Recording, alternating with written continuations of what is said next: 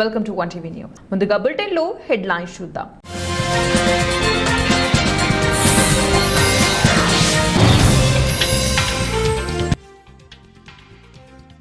మారిన passport rules ఈ నెల 15 నుంచి అమలులోకి కొత్త నిబంధనలు.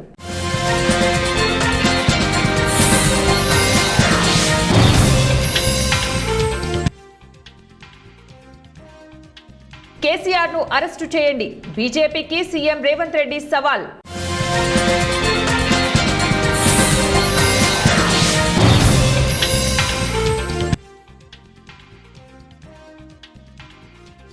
అమెరికా సుంకాల తగ్గింపు వారంలో అమల్లోకి. దేశవ్యాప్తంగా పాస్పోర్ట్ దరఖాస్తు ప్రక్రియను సులభతరం చేయడానికి, భద్రతను బలోపేతం చేయడానికి రూపొందించబడిన పాస్పోర్ట్ నిబంధనల కొత్త సెట్ను భారత ప్రభుత్వం ఆవిష్కరించింది. ఈ కొత్త రూల్స్ ఫిబ్రవరి 15వ తర్వాత పూర్తిగా అమల్లోకి రానున్నాయి. పాస్పోర్ట్ల కోసం దరఖాస్తు చేసుకుంటున్న వారు కొత్త రూల్స్ ప్రకారం పత్రాలు సమర్పించాలని అధికారులు కోరారు. కొత్త ఫ్రేమ్వర్క్ కింద పాస్పోర్ట్ కోసం ఏ పత్రాలు అందించాలనే లిస్టును వెల్లడించింది. పేపర్ వర్క్ను పనిని తగ్గించడానికి డిజిటలైజ్ చేశారు. ఆధార్, ప్రభుత్వం జారీ చేసిన ఇతర ఐడీలు వంటి వాటిని తప్పనిసరి చేశారు. దరఖాస్తుదారులు తక్కువ పత్రాలు, పాస్పోర్టు కార్యాలయాలకు ఎక్కువసార్లు వెళ్లవలసిన అవసరం లేకుండా ఈ కొత్త రూల్స్ ను రూపొందించారు. అయితే అసంపూర్ణమైన లేదా తప్పు పత్రాలతో సమర్పించిన దరఖాస్తులను పూర్తిగా రిజెక్ట్ అవుతాయని అధికారులు హెచ్చరించారు. బీజేపీ బీఆర్ఎస్ ది ఫెవికాల్ బంధమని ముఖ్యమంత్రి రేవంత్ రెడ్డి ఆరోపించారు. శరీరాలు వేరైనా వాటి ప్రాణం ఒక్కటేనన్నారు. కాంగ్రెస్ ను దెబ్బతీసేందుకు ఆ రెండు పార్టీలు కుమ్మక్కై రాజకీయాలు చేస్తున్నాయని విమర్శించారు. కరీంనగర్ జిల్లా చొప్పదండి మండలం గోమ్లాపూర్ వద్ద గురువారం నిర్వహించిన ప్రజాపాలన ప్రగతి బాట బహిరంగ సభలో ఆయన మాట్లాడారు. కాళేశ్వరం ప్రాజెక్టులో జరిగిన అవినీతిపై సిబిఐ విచారణ జరిపించాలని అసెంబ్లీలో తీర్మానం చేసి పంపిస్తే 6 నెలలైనా దానికి అతిగతి లేదన్నారు. దీని వెనుక ఉన్న మర్మమేమిటో చెప్పాలని బీజేపీ నేతలను ప్రశ్నించారు. బీఆర్ఎస్ నేతలను కాపాడుతూ ప్రొటెక్షన్ మనీ తీసుకుంటున్నారని విమర్శించారు. కాళేశ్వరం ప్రాజెక్టును ఏటీఎంగా మార్చుకొని కొల్లగొట్టారని ప్రధాని మోదీ, అమిత్ షా ఆరోపించింది నిజం కాదా అని ప్రశ్నించారు. మీకు ప్రధాని వద్ద పరపతి ఉంటే కాళేశ్వరం ప్రాజెక్టులో కోట్ల రూపాయలు కొల్లగొట్టిన కేసీఆర్ ను, హరీష్ ను కార్ల దందాలో కేటీఆర్ ను బొక్కలో వేయాలి. మా వాళ్లను బెదిరించడం కాదు. కేంద్ర మంత్రి బండి సంజయ్ కు సవాల్ విసిరారు. తెలంగాణ రాష్ట్ర సాధనలో కరీంనగర్ కీలక పాత్ర పోషించిందని, ఈ గడ్డపై ఏర్పాటు చేసిన సభలోనే తెలంగాణ ప్రజల ఆవేదనను, ఆకాంక్షను తెలుసుకున్న సోనియా గాంధీ రాష్ట్రాన్ని ఇస్తామని ప్రకటించారని తెలిపారు. ఇచ్చిన మాట ప్రకారం ఎన్ని అవాంతరాలు ఎదురైనా, ఆంధ్ర పెట్టుబడిదారులు ఎన్ని అడ్డంకులు సృష్టించినా ప్రత్యేక రాష్ట్రాన్ని ఇచ్చారని రేవంత్ చెప్పారు. 10 ఏళ్లు అధికారంలో ఉన్న బీఆర్ఎస్ నాయకులు వేల కోట్ల రూపాయలు సంపాదించుకున్నారే తప్ప ప్రజలకు చేసిందేమీ లేదని విమర్శించారు.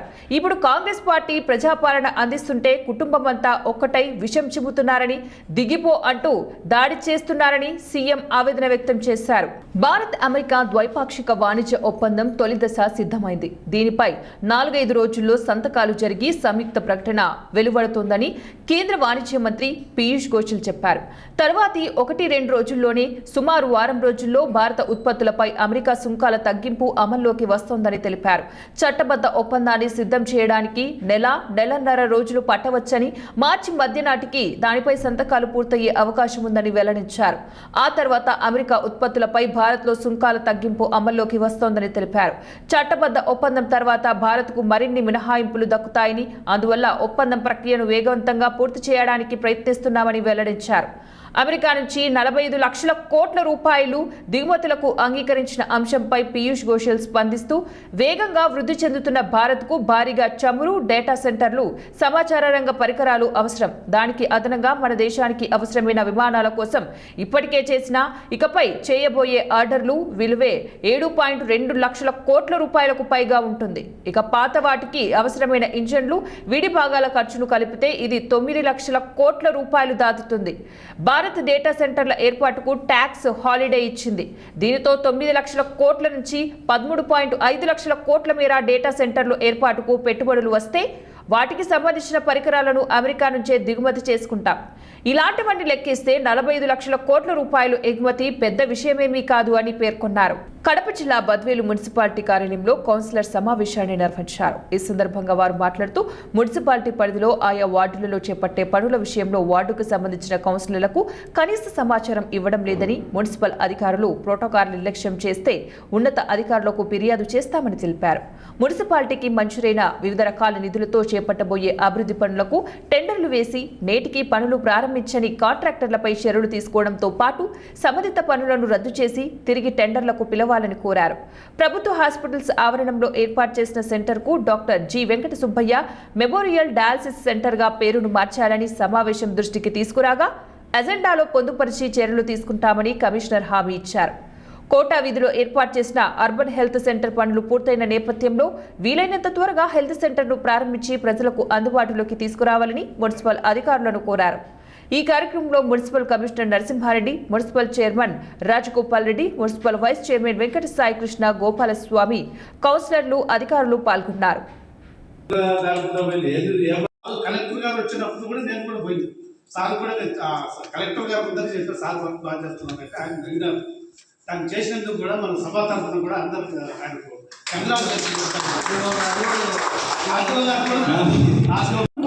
కొంచెం దూరంగా పెట్టుకోండి. అది 5వ వార్డు ఎవరో బాబు నిన్న 2 ఓట్లు ఉండేవి, ఇప్పటికి 4 మాటలు చెప్పిన, ఇది 5వసారి. ఒక నాగంచెరువు కట్టమంటే కంపంతా పోయింది. ఈ 2 పనులు మీరు చేయాలయ్యా, మాకు పట్టించుకోవడమే లేదు మేము చెప్పి 4 మాటలు, ఇది 5వసారి. దాన్ని ఏమాత్రం చేసుకుంటారో చేసుకొని మాకు జవాబు చెప్పండి. ఇప్పుడు ఎందుకు వాళ్ళు అడుగుతారు పోతారు అని మీరు అనుకుంటారు. మమ్మల్ని ఏమంటే మీరు మీటింగ్కి పోతారు నేను చెప్పిందా లేదా అని. ఇప్పుడు 2 మనుషులు ఒకరికి కాపీ ఇచ్చి ఒకరికి కాపీ ఇచ్చుంటే ఏమనుకుంటారు, ఈ వాళ్ళు ఈ పక్క రోడ్డు ఉంటే ఈ పక్క లేకపోయా వాళ్ళు ఏమంటారు, మీరు అర్థం చేసుకోండి. మీరు గుర్తు చేసుకోండి ఎవో బాగుంది. ఇప్పుడు మనము ఏవైతే వర్కులు మనము రన్నింగ్ లో ఉన్నాయో వర్కులు స్టార్ట్ కానట్టు క్యాన్సిల్ చేయమన్నారు కదా, ఎన్ని వర్కులు క్యాన్సిల్ చేశారు? స్టార్ట్ కానట్టు ఎన్ని వర్కులు ఉన్నాయి, ఎన్ని క్యాన్సిల్ చేశారు? ఆల్మోస్ట్ 50% అయితే చేసింటారు. ఏదో భయమో నేమో నాకు తెలియదు. వద్దు, ఇంకా జరుపుతాము గౌరవం కోసమైనా కూడా. లాస్ట్ లో ఏదైనా ఉంటే మీరు ఈ లోపల నాకు అన్ని వర్కులు స్టార్ట్ అవ్వాలి. ఇది మా టార్గెట్. ఎక్కడ కూడా ఆపేదాన్ని లేదు. కమిషనర్ గారికి అంబేద్కర్ భవన్ ఉంది ఇక్కడ మన ఒక 2 lakhs మనము జనరల్ ఫండ్ పెట్టి అక్కడ బోరు మోటార్ వాటర్ సప్లై లేదు, చాలా ఇబ్బందిగా ఉంది. కొంచెం మనం అట్లా వదిలేస్తా వస్తే ఏమైందంటే అది కుక్కలు వదిలేండి వెళ్ళిపోతుంది, వెళ్ళిపోతుంది. ఒకటది. ఇంకొకటి నా రిక్వెస్ట్, అందరి రిక్వెస్ట్, మీ పేరుతో అక్కడ స్వామి ఉంటారు కొండపైన, లక్ష్మీనరసింహ స్వామి బ్రహ్మాండం కట్టిన టెంపుల్. నేను కూడా 2-3 సార్లు రిక్వెస్ట్ చేశాను. మరి ఎందుకో మీరు దాని మీద స్పందించలేకున్నారు. స్పందించండి. ఒక 2 lakhs ఆయనకు వాటర్కి. అంటే గవర్నమెంట్ ఎక్కడ బోర్ ప్రపోజ్ చేయాలని చెప్పిండ్రు. మనము ఈ పైప్ లైన్ కావాలంటే ఆయనకి తీసుకోవడానికి ఒక పని చేద్దాం. బోర్ మేము కట్టాము, చాలా బాగుంది, అందరికీ పనిపించేది, మన ఇంటికి చేసేది కాదు కదా. 2 లక్షలు ఏముంది, మీరు దానికి పెట్టండి. ఒక 2 lakhs పెట్టండి దానికి. ఈ 2 నోట్ చేయండి. అంబేద్కర్ అక్కడ టెంపుల్ డీగర్ నోట్ చేయండి. నెక్స్ట్ మీరు ఇప్పుడు ఇవి ఉన్నాయి చూడండి, మన అర్బన్ హెల్త్ సెంటర్ 2 రన్నింగ్ లో ఉన్నాయి. 3వది ఓపెన్ చేయాలి. ఎప్పుడు ఓపెన్ చేస్తారు అది? Urban health centre hand over జరుగుతున్నాం. వాళ్ళకి ఇన్స్పెక్ట్ చేసి వాళ్ళని ఉన్నాయి హ్యాండ్ ఓవర్ చేసుకుంటారు, ఓపెన్ చేస్తారు. ఓపెన్ చేసేటప్పుడు ఖచ్చితంగా ఇక్కడే ఆ బిడ్డలో డయాలసిస్ చేసుకోబోతున్నారు. నేను స్వయంగా చూశాను. చాలా మందికి పొద్దుటూరులో కూడా బెడ్ దొరక, మన దగ్గర బంధువులు ఉన్న వాళ్ళు కూడా నేను రికమెండేషన్ చెప్తే కూడా దొరకలేదు పొద్దుటూరులో. డయాలసిస్ అనేది చాలా అదృష్టం పెద్దది రావడం. సరే, అది దీంట్లో పెద్ద ఎత్తున కృషి స్వర్గీయ డాక్టర్ జి వెంకట సుబ్బయ్య ఆయన పెట్టిండు. అప్పుడు ఆయన తెప్పించి పెట్టాడు. సరే, ఓపెనింగ్ చేసినా ఇప్పుడు నడుస్తుంది. మళ్ళీ ఈ మధ్య 2 కోట్ల ఎక్విప్మెంట్ కూడా డబ్బిచ్చాడు. మళ్ళీ కొన్ని ఎక్విప్మెంట్స్ అంతా కూడా తెచ్చారు. చాలా బాగుంది. ఎప్పుడైనా చూడండి, మీరు వెళ్ళారు బయట చూసాను కానీ లోపలికి వెళ్ళండి. మీరు కమిషనర్ గారు మీరు కూడా వెళ్ళండి. మిత్రులు ప్రెస్ వారు కూడా చూడండి, చాలా బాగుంది. ఎక్కడ ఉదయగిరి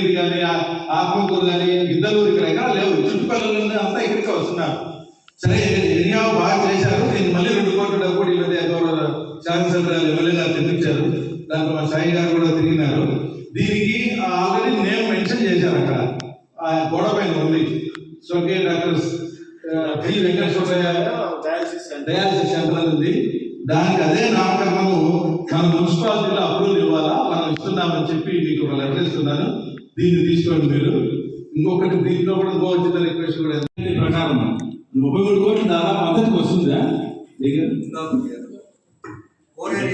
ఎక్కడైతే ఇన్వెస్ట్ ఖమ్మం జిల్లా కల్లూరు మున్సిపాలిటీ పరిధిలో 16వ వార్డు అభివృద్ధి కొరకే స్వతంత్ర అభ్యర్థిగా పోటీ చేస్తున్నానని, ఎన్నికల్లో కేటాయించిన ఎయిర్ కండిషన్ గుర్తుపై ఓటు వేసి అత్యధిక మెజార్టీతో గెలిపించాలని ఉబ్బన రాంబాబు కోరారు. ఈ సందర్భంగా రాంబాబు మాట్లాడుతూ 16వ వార్డులో ఇంటింటికి తిరుగుతూ ఓటర్లు కలుసుకుని ఓట్ల అభ్యర్థించారు. 2003 నుంచి కాంగ్రెస్ పార్టీలోనే ఉంటున్నానని, 2023 అసెంబ్లీ ఎన్నికల్లో స్థానిక ఎమ్మెల్యే మట్టా రాగమయ్యి దయానంద్ గెలుపు కోసం విశేషంగా కృషి చేశానని తెలిపారు. ఏం జరిగిందో తెలియదు కానీ టికెట్ రాకపోవడం ఒకంత బాధకు గురై ఆశ్చర్యానికి లోనైనట్లు ఆవేదన వ్యక్తం చేశారు. ప్రజా సమస్యల పరిష్కారమే లక్ష్యంగా స్వతంత్ర అభ్యర్థిగా 16వ వార్డులో బరిలో ఉన్నానని అన్నారు. నేను పోటీ చేస్తున్నాను. నేను కాంగ్రెస్ పార్టీలో అసెంబ్లీ ఎలక్షన్లప్పుడు, ఎంపీ ఎలక్షన్లప్పుడు బాగా కష్టపడి తిరిగాను. కానీ సీట్ రాకపోవడం వల్ల నేను స్వతంత్ర అభ్యర్థిగా పోటీ చేసుకున్నాను. మరి ఇక కల్లూరు మున్సిపాలిటీలో మా యొక్క 16వ వార్డులో చూసినట్లయితే ముఖ్యంగా డ్రైనేజీ సమస్య బాగా ఉంది. ఆ యొక్క డ్రైనేజీ సమస్యను నేను అందరి ఎమ్మెల్యే గారి దృష్టి కూడా తీసుకెళ్ళడం జరిగింది. మరి అందరూ కూడా ఇక మున్సిపాలిటీ ఎలక్షన్లో 16వ వార్డు సభ్యుడిగా మీ అందరూ సహృదయంతో నన్ను గెలిపిస్తే ఇక డ్రైనేజీ సమస్య లేకుండా నేను చేస్తాను. అలాగే ఇంకా ముందు స్కూల్లో, ప్రభుత్వ స్కూల్లో చదువుకునే పిల్లలందరూ కూడా బ్యాగులు, పుస్తకాలు, పెన్నులు కూడా పంచిపెడతాను. అలాగే ఏదైతే లైట్స్, విద్యుత్ లైట్లు ఏమన్నా ప్రాబ్లమ్స్ ఉన్నా కానీ వారం డ్రైనేజీ శుభ్రం చేయడం, బ్లీచింగ్ చల్లించడం కూడా నేను చేయాలని ఆశతో ఉన్నాను. తర్వాత ఇంకా ఎన్నో మంచి పథకాల్లో ఇక 16వ వార్డుని ఉన్నతమైన స్థానానికి తీసుకెళ్ళి ఒక గొప్ప మున్సిపాలిటీలో ఒక గొప్ప వార్డుగా నిలిచిపెట్టాలని నా కోరిక. అలాగే ఇక మున్సిపాలిటీ ద్వారా కానీ, ప్రభుత్వం ద్వారా కానీ ఏమైనా సంక్షేమ పథకాలు వచ్చినట్లయితే ప్రతి ఒక్క నిరుపేదకి అందే విధంగా చేయటమే నేను సంకల్పంగా భావించి ఈ ఎలక్షన్లో ముందుకు సాగటం జరుగుతుంది. దయచేసి అందరూ కూడా ఈ యొక్క సదవకాశాన్ని నాకు ఇచ్చి మీ అందరికి కూడా సేవ చేసుకున్న భాగ్యాన్ని నాకు ఇవ్వాలని ప్రతి ఒక్క ఓటర్ మహాశయాలని వేడుకుంటున్నాను. నా యొక్క గుర్తు ఏసీ గుర్తు. అందరూ కూడా ఏసీ గుర్తుపై వేసి, సీరియల్ నెంబర్ 4, ఆ యొక్క ఏసీ గుర్తుపై వేసి నన్ను గెలిపించండి. ప్రతి ఒక్కరు కూడా మీ యొక్క కుటుంబంలో ఒక సభ్యుడిగా నేను ఉంటూ ప్రతి ఒక్క సమస్యని కూడా నేను తీసివేసే విధంగా నా యొక్క అనుదినము కూడా నా యొక్క సేవలో ముందుకు సాగే విధంగా మీ అందరికి సహాయంగా ఉంటానని నేను వేడుకుంటున్నాను. గత 10 సంవత్సరాలు కేసీఆర్ సారథ్యంలో రాష్ట్ర నాయకులు, మాజీ ఎమ్మెల్యే సండ్ర వెంకట వీరయ్య నాయకత్వంలో బీఆర్ఎస్ పార్టీ చేసిన అభివృద్ధి పనుల ద్వారా కారు గుర్తుపై ఓటు వేసి అఖండ మెజారిటీతో గెలిపించాలని 18వ వార్డు ప్రజలను సిపిఎం పార్టీ బలపరిచిన బీఆర్ఎస్ అభ్యర్థి పెడకంటి రామకృష్ణ అభ్యర్థించారు. ఖమ్మం జిల్లా కల్లూరు మున్సిపాలిటీలో 18వ వార్డు శాంతినగర్లో గడప గడపకు చేపట్టిన ఎన్నికల ప్రచారంలో ప్రజలు బ్రహ్మరథం పట్టారు. ఈ సందర్భంగా వారు మాట్లాడుతూ త్వరలోనే ఈ నెల 11న జరిగే మున్సిపల్ ఎన్నికల్లో సిపిఎం పార్టీ బలపరిచిన బీఆర్ఎస్ పార్టీ అభ్యర్థులను 20 వార్డులు కూడా గెలిపించాలన్నారు. గత 10 సంవత్సరాల బీఆర్ఎస్ పాలన కాలంలో మాజీ ముఖ్యమంత్రి కల్వకుంట్ల చంద్రశేఖరరావు సారథ్యంలో, మాజీ ఎమ్మెల్యే సండ్ర వెంకట వీరయ్య నాయకత్వంలో కల్లూరు మున్సిపాలిటీ పరిధిలో జరిగిన అభివృద్ధి పనులు విజయానికి కారణమవుతాయని తెలిపారు. మా కౌన్సిలర్ మళ్ళీ ప్యానల్ గెలిచిన తర్వాత ప్రతి ఒక్కదాన్ని కూడా ఏ చిన్న విషయాన్ని కూడా మళ్ళీ సీరియస్గా తీసుకొని అదే మున్సిపాలిటీలో మేము ప్రవేశపెట్టి అన్నీ క్లియర్ చేసే బాధ్యతగా మేము తీసుకుంటామని మీ అందరి ముందు తెలియజేసుకుంటూ కారు గుర్తుకు ఓటేయాలని మీ అందరూ కోరుకుంటాము. ఈరోజు కల్లూరు మున్సిపాలిటీలో జరుగుతున్న ఎన్నికల్లో సిపిఎం పార్టీ బీఆర్ఎస్ పార్టీకి మద్దతు ఇవ్వడం జరిగింది. ఈ ఎన్నికల్లో బీఆర్ఎస్ పార్టీ అభ్యర్థుల్ని అత్యధిక మెజార్టీలో గెలిపించాలని చెప్పేసి కూడా సిపిఎం పార్టీగా మేము విజ్ఞప్తి చేస్తున్నాం. అట్లా ఈ మున్సిపాలిటీలో ఉన్నటువంటి అనేక సమస్యల్ని పరిష్కారం కోసం కూడా బీఆర్ఎస్ పార్టీ కృషి చేస్తుందని ఆ వాగ్దానంతోనే మేము ఈ మద్దతు ఇచ్చి వారిని గెలిపించడం కోసం మా వంతు సహకారం అందిస్తున్నామని చెప్పేసి కూడా తెలియజేసుకుంటున్నాం.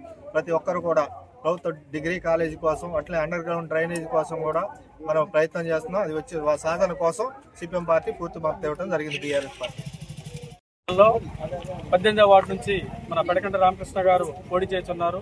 కావున గత పాలనలో మన స్థానిక శాసనసభ్యులు సండ్ర వెంకట వీరయ్య గారు ఎంతో అభివృద్ధి చేసి ఉన్నారు. ఏదైనా అరకొర మిగిలినట్లయితే ఈ రాబోయే మున్సిపల్ పాలకవర్గం ఖచ్చితంగా వాటన్నిటిని కూడా పూర్తిగా నెరవేరుస్తుంది.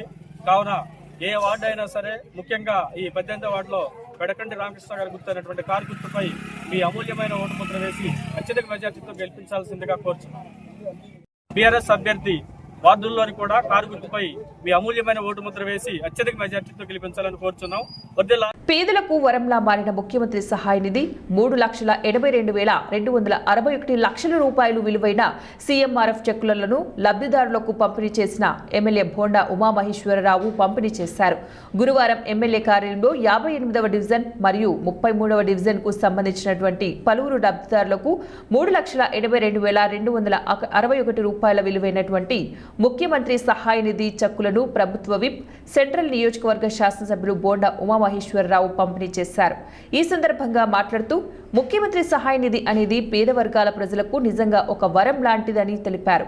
రోజువారీగా ఈ సహాయం ప్రజలకు అందడం వల్ల అనేక కుటుంబాలకు ఊరట లభిస్తోందని, తెలుగుదేశం పార్టీ ప్రభుత్వం అధికారంలోకి వచ్చినప్పటి నుంచే ముఖ్యమంత్రి సహాయ నిధి ద్వారా ప్రజలకు ఆదుకోవడం నిరంతరంగా కొనసాగుతోందని, 2014 నుంచి 19 మధ్య కాలంలో తాను శాసనసభ్యుడిగా ఉన్న సమయంలో ఎమ్మెల్యే కార్యాలయానికి వచ్చిన ప్రతి అర్జీని ముఖ్యమంత్రి కార్యాలయానికి స్వయంగా తీసుకుని వెళ్లి వివరించి కోట్ల రూపాయల సహాయాన్ని చెక్కుల రూపంలో ప్రజలకు అందించడంలో పూర్తి బాధ్యతతో పనిచేశామని, ఆ చెక్కులు తిరిగి కార్యాలయం ద్వారా ప్రజలకు అందజేసి వారికి ఒక్క రూపాయి కూడా ఖర్చు కాకుండా సహాయం అందేలాగా చర్యలు తీసుకున్నామని తెలిపారు.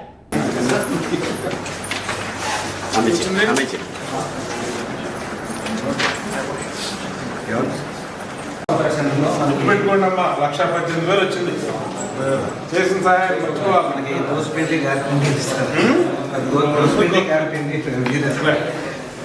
బాపట్ల జిల్లా కర్లపాలెంలో దారుణ ఘటన చోటు చేసుకుంది. బాపట్ల జిల్లా కర్లపాలెంలో పేరు మోసిన ఫ్యాన్సీ షాప్ ఉంది. ఎంతో కష్టపడి ఆ దుకాణాన్ని అభివృద్ధి చేశాడు ఆ వ్యక్తి. ఎంతో కష్టపడి తండ్రి సంపాదించిన ఆస్తిలోనికి తండ్రిని రానియకుండా కుమారుడు తండ్రిని కొట్టి గెంటేసిన ఘటన చూస్తే మానవత్వం అనేది ఎంత మేరకు మంటగలుస్తుందో అనే దానికి సాక్ష్యం ఈ సంఘటన. రాను రాను తల్లిదండ్రి అనే సంబంధాలకు కూడా విలువ లేకుండా పోతున్నాయి అంటున్నారు నెటిజన్లు. ఇలాంటి వారికి సమాజం బుద్ధి చెప్పాలంటున్నారు.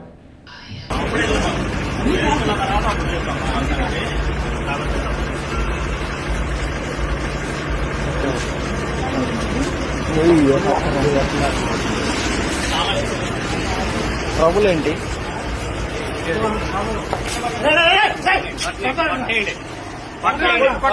First KCR T20 cricket tournament ఈ నెల 7వ తారీఖున అంబర్పేట MCH ప్లే గ్రౌండ్ లో నిర్వహిస్తున్నట్లు నిర్వాహకుడు అతిక్ తెలిపారు. గురువారం వాల్ పోస్టర్లను ఆవిష్కరించారు. అనంతరం క్రికెట్ టోర్నమెంట్ కు సంబంధించిన డ్రాఫ్ట్ ను తీశారు. ఈ సందర్భంగా అతిక్ మాట్లాడుతూ ఫిబ్రవరి 7వ తారీఖున అంబర్పేట ప్లే గ్రౌండ్ లో first KCR T20 cricket tournament ప్రారంభిస్తున్నట్లు వారు తెలిపారు. కార్యక్రమానికి ముఖ్య అతిథిగా హరీష్ రావు, స్థానిక ఎమ్మెల్యే కాలేరు వెంకటేష్, బీఆర్ఎస్ సీనియర్ నాయకుడు వెంకటరెడ్డి, కార్పొరేటర్లు పద్మా వెంకటరెడ్డి, విజయ్ కుమార్ గౌడ్, దూసరి లావణ్య, శ్రీనివాస్ గౌడ్ పాల్గొంటారని వారు తెలిపారు.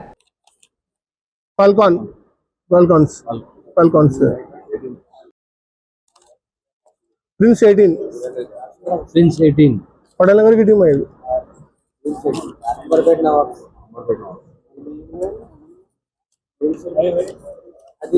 हाँ MCH कॉलोनी बोल के लिखे थे।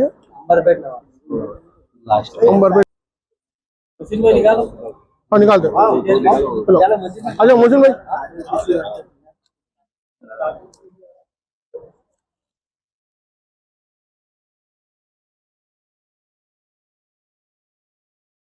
भाई PC11 group B PC11 Kachiguda Yusuf शरीफ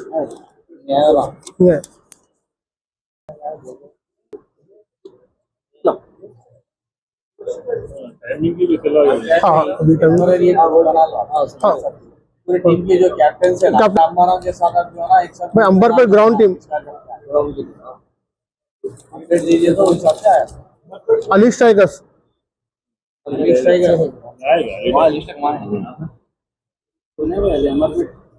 अच्छा अपने पूरे है क्या वो नाम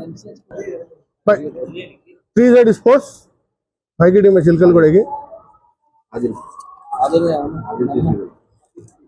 आदिल सीसी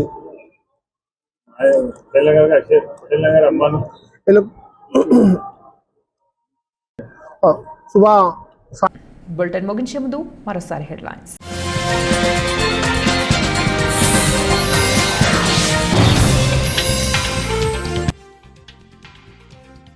మారిన పాస్పోర్ట్ రూల్స్ ఈ నెల 15 నుంచి అమలులోకి కొత్త నిబంధనలు.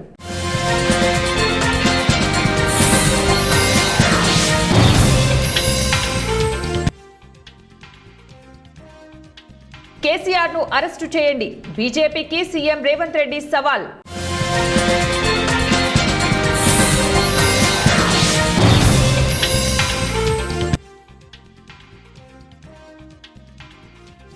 అమెరికా సుంకాల తగ్గింపు వారంలో అమల్లోకి. ఇవి ఇప్పుడు బులెటిన్ డీటెయిల్స్. నెక్స్ట్ బులెటిన్ లో మళ్ళీ కలుద్దాం. Until then keep watching 1TV news.